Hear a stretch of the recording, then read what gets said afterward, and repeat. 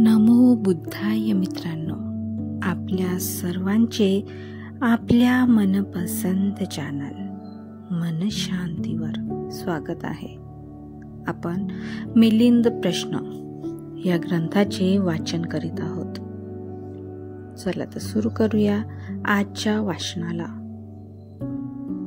उपभाग 4, देवदत्ताची प्रवज्जा. म्हणते, देवदत्ताला प्रवज्जा कोणी दिली होती? महाराज, भद्रिय, अनिरुद्ध, आनंद, भृगु, किंबिल आणि देवदत्त हे 6 शाक्य क्षत्रिय कुमार आणि 7वा उपाली नाभी या सर्वांना भगवान बुद्धांना बुद्धत्वाचा लाभ झालेला आहे असे समजताच अतिशय आनंद झाला आणि त्यांनी आपल्या अंतःप्रेरणेनेच बुद्धांच्या प्रती श्रद्धा व्यक्त करण्याकरिता गृहत्याग करून भगवान बुद्धांचा मार्ग अनुसरला. त्या सर्वांना स्वतः भगवान बुद्धांनीच प्रवज्जा दिली होती. म्हणते, संघात प्रवेश मिळाल्यानंतर देवदत्ताने संघास भेदनीती सुरू केली होती, हे खरे आहे का?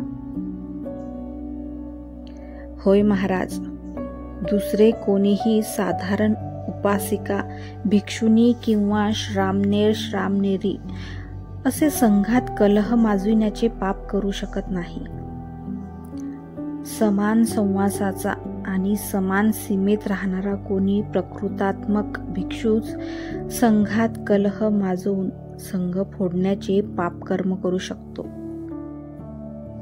म्हणते, संघात फूट पाडणाऱ्या माणसाला कोणते कर्म प्राप्त होते?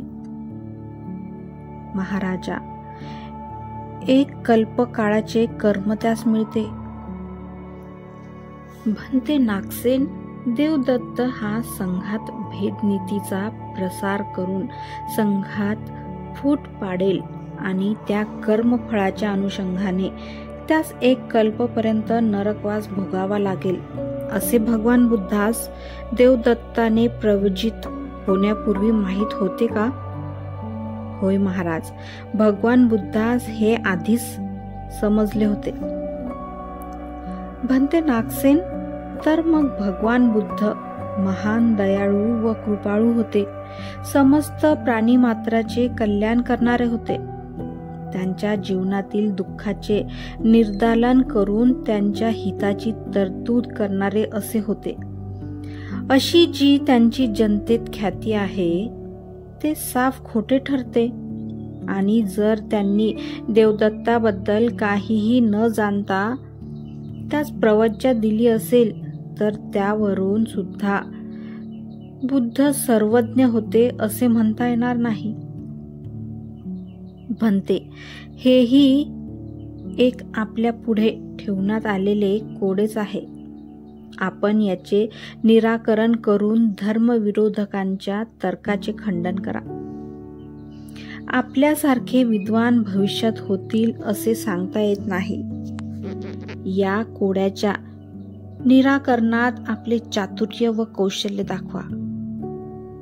महाराज, भगवान बुद्ध महान दयाळू आणि सर्वज्ञ होते, हे खरे आहे.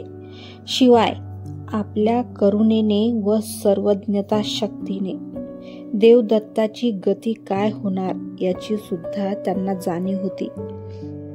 आपल्या अनेक जन्मात एकामागून एक असे कित्येकदा वाईट कर्म केल्यामुळे त्या कर्मफळाच्या योगाने त्यास हजारो करोडो कल्पपर्यंत व एका नरकातून म्हणजे दुर्गतीतून दुसऱ्या नरकात पडून यातना भोगावयास लागणार आहेत.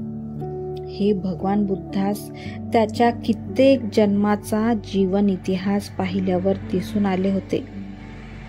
परंतु भगवंताने आपल्या करुणेने आणि सर्वज्ञता शक्तीने हे पाहिले होते की जर देवदत्त माझ्या धर्मशासनात प्रवज्जित झाला तर निदान थोडेसे तरी पुण्य संपादन करील, जेणेकरून त्याच्या नरकवासाच्या यातनांचा अवधी कमी होऊ शकेल.